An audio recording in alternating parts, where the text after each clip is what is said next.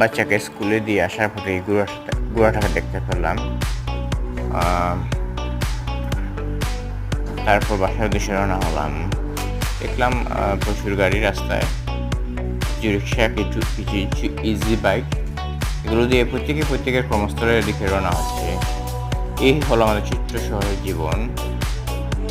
সকালে উঠি আমরা, বাচ্চাদেরকে স্কুলে নিয়ে যাই, তারপর প্রত্যেকের কর্মস্থল